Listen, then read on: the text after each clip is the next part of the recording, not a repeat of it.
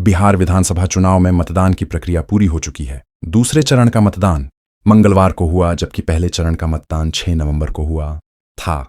चुनाव परिणाम 14 नवंबर को आएंगे।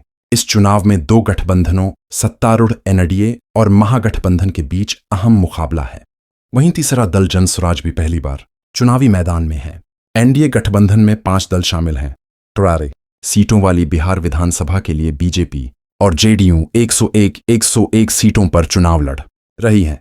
वहीं लोक जनशक्ति पार्टी रामविलास 29 सीटों और राष्ट्रीय लोक मोर्चा आरएलएम और हिंदुस्तानी आवाम मोर्चा एचआईएम 6 सीटों पर चुनाव लड़ रही है।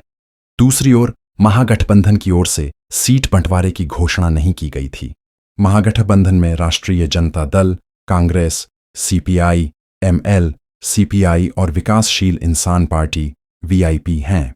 आरजेडी 143 सीटों पर, कांग्रेस 61 सीटों पर, सीपीआई एमएल 20 सीटों पर, वीआईपी 13 सीटों पर, सीपीआई एम 4 और सीपीआई 9 सीटों पर चुनाव लड़ रही है।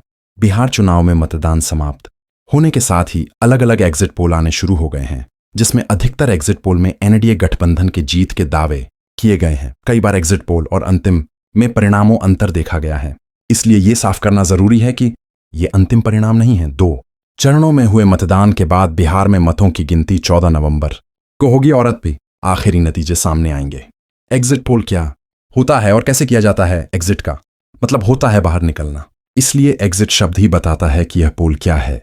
जब मतदाता चुनाव में वोट देकर बूथ से बाहर निकलता है तो उससे पूछा जाता है कि क्या आप बताना चाहेंगे कि आपने किस पार्टी या किस उम्मीदवार को वोट दिया है।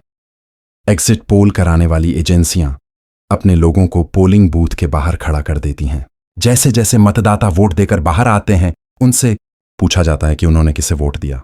कुछ और सवाल भी पूछे जा सकते हैं, जैसे प्रधानमंत्री पद के लिए आपका पसंदीदा उम्मीदवार कौन है वगैरह। आमतौर पर एक पोलिंग बूथ पर हर 10वें मतदाता या अगर पोलिंग स्टेशन बड़ा है तो हर 20वें मतदाता से सवाल पूछा जाता है। मतदाताओं से मिली जानकारी का विश्लेषण करके यह अनुमान लगाने की कोशिश की जाती है कि चुनावी नतीजे क्या होंगे।